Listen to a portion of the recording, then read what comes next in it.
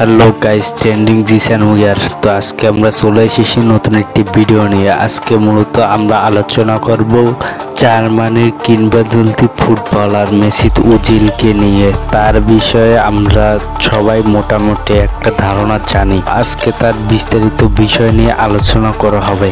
তিনি জন্মগ্রহণ করেন 15 অক্টোবর 1988 সালে। তার উচ্চতা 5 ফুট 11 ইঞ্চি। মাঠে তিনি অ্যাটাকিং মিডফিল্ডার হিসাবে খেলেন, তবে তিনি জার্মানির হয়ে খেললেও তার জন্ম হয় তুরস্কে। তিনি সংবাদ সম্মেলনে একটি কথা বলেছিলেন, তুরস্ক আমার জন্মভূমি হলেও আমার তৃতীয় প্রজন্ম। আমার বাবা জার্মানিতে বড় হয়ে উঠেছে, তাই আমি বড় হয়ে জার্মানির হয়ে খেলা শুরু করি। 2006 সালে সেপ্টেম্বরে ওজিল জার্মানির অনূর্ধ্ব-17 দলের জন্য ডাক পান। 2007 সাল থেকে তিনি জার্মানির অনূর্ধ্ব-21 দলের হয়ে খেলেন।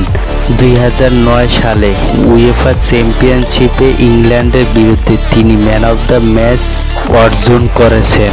11 ফেব্রুয়ারি 2009 সালে নরওয়ের বিরুদ্ধে এক প্রীতি ম্যাচে তার জাতীয় দলের অভিষেক ঘটে। এদিকে জাতীয় দলের হয়ে তিনি তার তৃতীয় খেলায় দক্ষিণ আফ্রিকার বিরুদ্ধে প্রথম গোল অর্জন করেন এবং তিনি সেই ম্যাচে 8টি গোল করেন।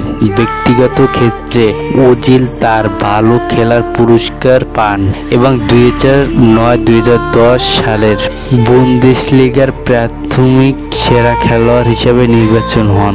এছাড়াও তিনি 2010 বিশ্বকাপে আর্জেন্টিনাকে কোয়ার্টার ফাইনাল থেকে হারিয়ে দিতে তিনি অন্যতম অবদান রাখেন ম্যাচটিতে। তাছাড়াও তিনি 2014 বিশ্বকাপে আর্জেন্টিনাকে হারিয়ে ফাইনাল শিরোপা অর্জন করেন। তিনি ব্যক্তিগতভাবে 2014 সালে বিশ্বকাপ চ্যাম্পিয়ন হয়েছেন এবং ফিফা তার তৃতীয় অবস্থান অর্জন করেছিলেন 2010 সালে। তবে তিনি ফুটবল খেলোয়াড় হিসেবে যতটা না পরিচিতি পেয়েছেন, তার থেকে অধিক পরিচিতি পেয়েছেন তার মানবিক কাজের জন্য।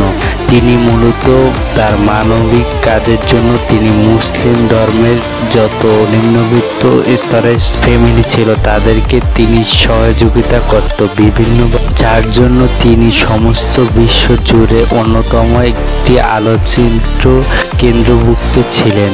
তবে তার অ্যাটাকিং মিডফিল্ডার হিসেবেও তিনি ফুটবল দারুণ খেলতেন, যার জন্য তিনি বিভিন্ন ম্যাচের ভিতরে অনেক ইমপ্যাক্ট রাখতেন।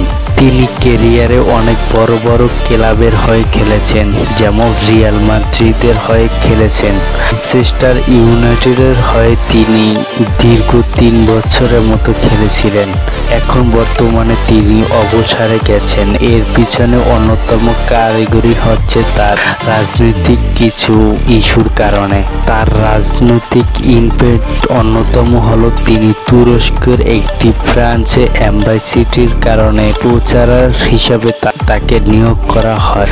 তখন জার্মানির সাথে তুরস্কের সাথে এক ধরনের যুদ্ধ বিদ্রোহের আওয়াজ শোনা যেত, যার কারণে ওজিলকে দেশদ্রোহী বলে তাকে ফুটবল থেকে বহিষ্কার করানো হয়েছে। তবে আর যাই হোক, ওজিলকে নিষিদ্ধ করার পিছনে অন্যতম কারিগরি হয়েছে ইসরায়েল এবং বিভিন্ন ইহুদি সংস্থা।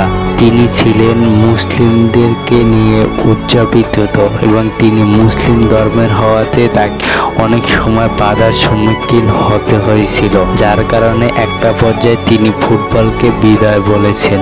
তবে তার মতো বিশ্বে মানবিক কাজ করে বা মানবিক কল্যাণে যারা থাকে এরকম ফুটবলার খুবই কম দেখা যায়। গাইস, ভিডিওটি কেমন লাগলো অবশ্যই কমেন্টে জানাবেন এবং চ্যানেলটি সাবস্ক্রাইব করে দেবেন। আজকের ভিডিও এ পর্যন্তই। সবাই ভালো থাকবেন। আল্লাহ হাফেজ।